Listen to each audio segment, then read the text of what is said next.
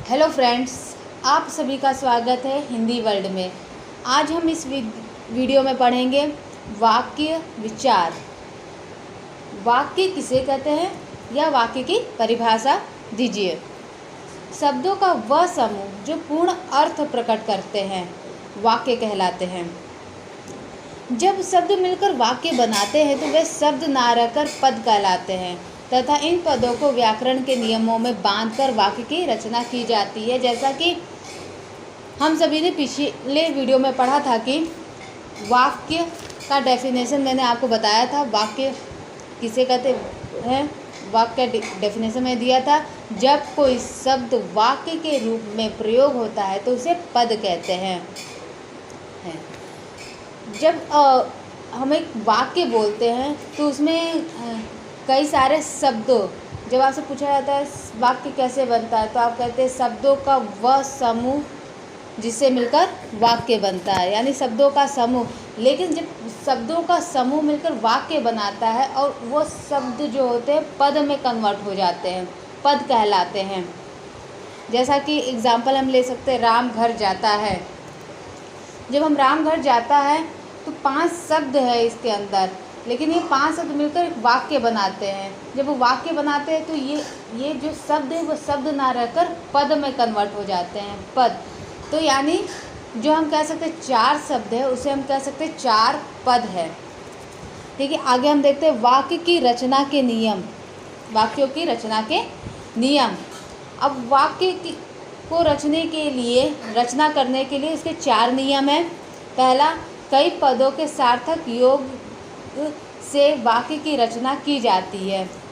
दूसरा, कर्ता और क्रिया के बिना वाक्य अधूरा रहता है, यानी कर्ता और क्रिया जब आपस में किसी वाक्य में रहेंगे तो वो वाक्य पूरा होगा। इसके बिना वाक्य अधूरा रहेगा पूरी तरीके से। तीसरा, वाक्य हमारे मनोभावों को पूर्ण रूप से प्रकट करने में समर्थ होना चाहिए। आप जब भी कोई वाक्य बोलिए या लिखिए तो वो पूरी तरीके से आपके मनोभाव को, आपके विचारों को सामने वाले को समझा सकें। चौथा, वाक्य में आने वाले पदों का एक विशेष क्रम होता है। जब भी आप वाक्य लिखते हैं, एक सेंटेंस लिखते हैं, पदों को एक व्यवस्थित ढंग से रखा जाता है। जैसे उदाहरण लिया मैंने, क बालक स्कूल जाना, ख वह रोज़ नहाना। आप ये देखेंगे कि ये जो हमारा उदाहरण हमने लिया है ये गलत है, ग्रामेटिकल ये गलत है, लेकिन अब हर शब्द का अपना एक अर्थ है।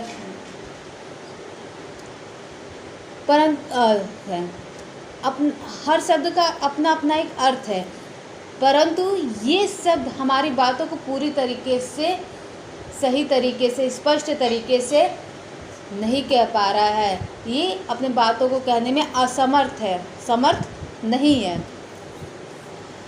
इसलिए शब्द व्याकरण के नियमों से नहीं बंधे हैं। इन शब्दों को व्याकरण के नियमों से बांधकर अगर हम प्रकट करते हैं, लिखते हैं इसको, तो इसका स्वरूप बदल जाता है। देखिए, बालक स्कूल जाना, उसके नीचे मैंने लिखा है बालक स्कूल जाता है। ये व्याकरण के नियमों में बांध कर किया गया है, तो ये हमें एक स्पष्ट बात कह रहा है कि बालक स्कूल जाता है।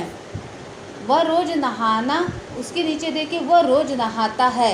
ये भी पूरी तरीके से हम अपनी बात को कहने में समर्थ है।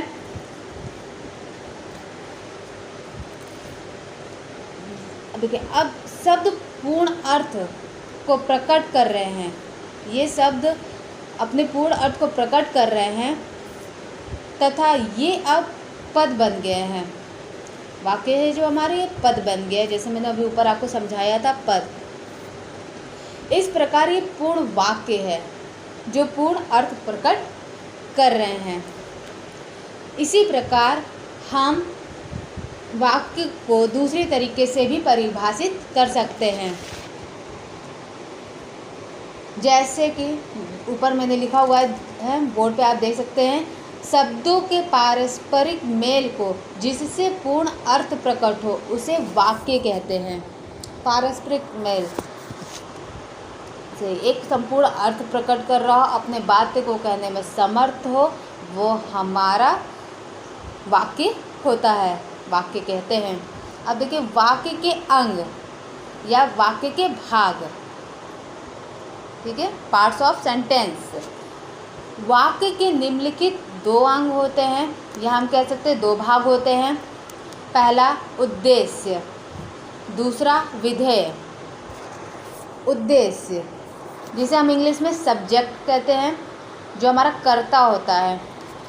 वाक्य का वह अंग जिसके बारे में कुछ कहा जाता है उसे उद्देश्य कहते हैं। जैसे राम पुस्तक पढ़ रहा है, सीता गाना गा रही है।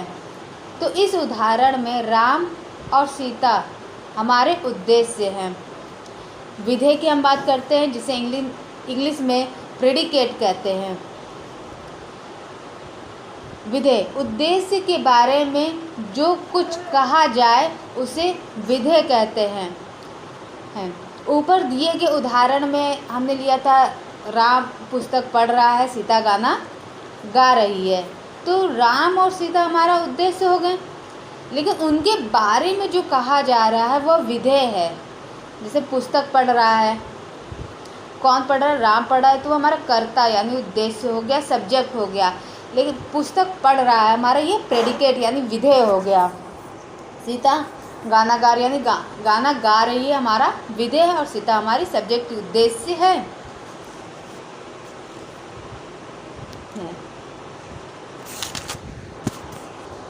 नेक्स्ट है हमारा वाक्य के भेद। वाक्य के भेद निम्नलिखित 2 आधारों पर किए जाते हैं।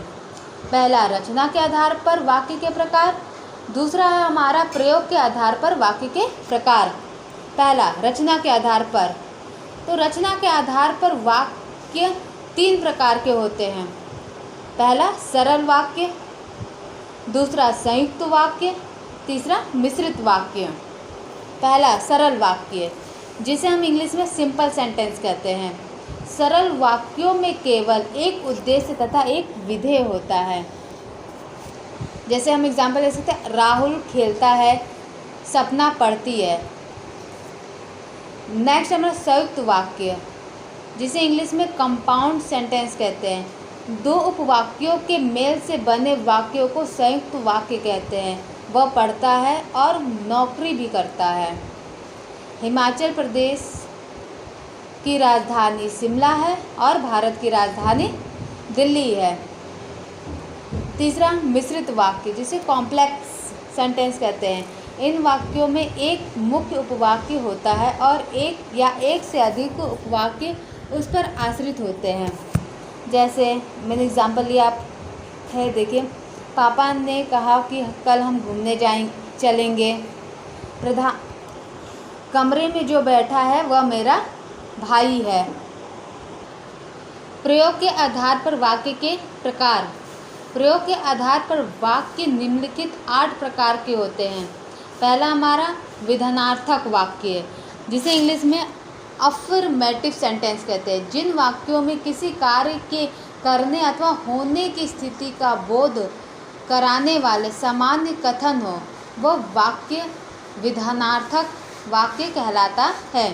जैसे सभी ग्रह सूर्य की परिक्रमा करते हैं, ताजमहल आगरा में है। यह हमारे विधानार्थक वाक्य हैं। नेक्स्ट प्रश्नवाचक वाक्य, जिसे इंट्रोगेटिव सेंटेंस कहते हैं हम। जिस वाक्य में प्रश्न पूछा या किया जाता है उन्हें प्रश्नवाचक वाक्य कहा जाता है। जैसे तुम कहाँ गए थे, आप यहाँ कब आए, जैसे और भी प्रश्नवाचक शब्द। थर्ड निषेधात्मक वाक्य, नेगेटिव सेंटेंस, जिसमें नकारात्मक शब्द आते हैं। जिन वाक्यों में क्रिया के ना होने या ना करने का पता चले उन्हें निषेधात्मक वाक्य कहते हैं। जैसे गुंजन को नृत्य नहीं आता, बूढ़े से नहीं चला जाता। फोर्थ है हमारा आज्ञार्थक वाक्य, इम्परेटिव सेंटेंस, जिस वाक्य में किसी बात या कार्य के लिए आज्ञा, उपदेश, आदेश और प्रार्थना का पता चले उसे आज्ञार्थक वाक्य कहते हैं। जैसे अंदर जाओ, कृपया एक गिलास पानी दे दीजिए, दरवाज़ा खोल दो, अंदर आ जाओ, ऐसे सेंटेंस। नेक्स्ट हमारा इच्छार्थक वाक्य, जिसे इलेटिव सेंटेंस कहते हैं। इन वाक्यों में इच्छा, आशा, कामना, आशीर्वाद आदि का भाव प्रकट होता है, जैसे आपकी यात्रा मंगलमय हो, खुश रहो, इस तरह की भावनाएं इच्छार्थक वाक्य होती हैं। नेक्स्ट है हमारा संकेतार्थक वाक्य, जिसे कंडीशनल सेंटेंस कहते हैं। छठवां हमारा है संकेतार्थक वाक्य यानी कंडीशनल सेंटेंस। जिन वाक्यों में एक क्रिया का होना दूसरी क्रिया पर निर्भर करता है उन्हें संकेतार्थक वाक्य कहते हैं। जैसे तुम आते तो अच्छा होता, बिजली आएगी तो अंधकार दूर होगा। यानी कि एक क्रिया, एक कार्य जो है दूसरे कार्य पर अगर निर्भर करती है तो वह हमारा संकेतार्थक वाक्य होता है। सातवां हमारा संदेहार्थक वाक्य, इंडिकेटिंग डाउटफुल सेंटेंस। जिस वाक्य में संदेह या संभावना प्रकट हो उन्हें संदेहार्थक वाक्य कहते हैं। जैसे शायद आज तेज हवाएं चले, हो सकता है कि प्रिया आज आ जाए। ये सारे सेंटेंस हमारे संदेहार्थक वाक्य हैं। आठवां है हमारा विस्मयादि बोधक वाक्य यानी एक्सक्लेमेटरी सेंटेंस। जिन वाक्यों में विस्मय, हर्ष, शोक, घृणा आदि का भाव प्रकट हो उन्हें विस्मयादि बोधक वाक्य कहते हैं। जैसे वाह कितना स्वादिष्ट भोजन है, आहा कितना सुंदर फूल है।